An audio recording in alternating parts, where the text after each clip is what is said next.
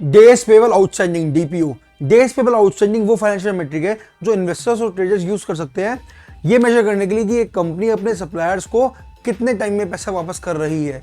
क्योंकि अगर आप भी इन्वेस्टिंग कर रहे हो, ट्रेडिंग कर रहे हो, आप भी कुछ ना कुछ अगर बिजनेस करते हो तो आपके दिमाग में क्लियर होगा कि हाँ, अगर एक कंपनी बहुत ज़्यादा टाइम नहीं लगा रही है अपने सप्लायर्स को पे करने में, तो मतलब वो कैश रिच है, वो रेवेन्यू कॉन्स्टेंटली जनरेट कर रही है, which is a positive sign.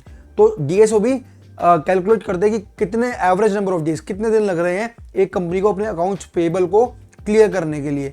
अब अगर डीपीओ कम है, low DPO indicates that the company is efficiently managing its cash flow. की सिंपल है, अगर डीपीओ कम है तो इसका मतलब यही हुआ कि कंपनी अपने कैश फ्लो को अच्छे से मैनेज कर रही है और अपने बिल्स को टाइम पे कर रही है, जो कि एक बहुत अच्छी बात है।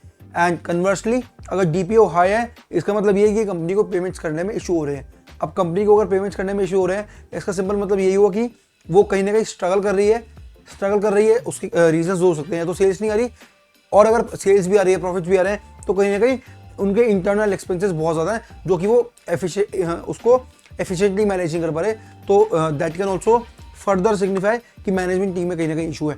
तो ये जो रेशियोज होती हैं ये आपको काफ़ी अच्छा आइडिया दे देती है कंपनी के मैनेजमेंट टीम पे, कंपनी के ऑपरेशंस पे। अब डेज पेबल आउटस्टैंडिंग डीपीओ को एनालाइज करके आप ये डिटरमिन कर सकते हो कि कंपनी सबसे पहला अपने एक्सपेंसेस, जैसे मैंने बोला कि एक्सपेंसेस किस तरीके से मैनेज कर रही है और अपने सप्लायर से वो किस तरीके का रिलेशनशिप रख के चल रही है।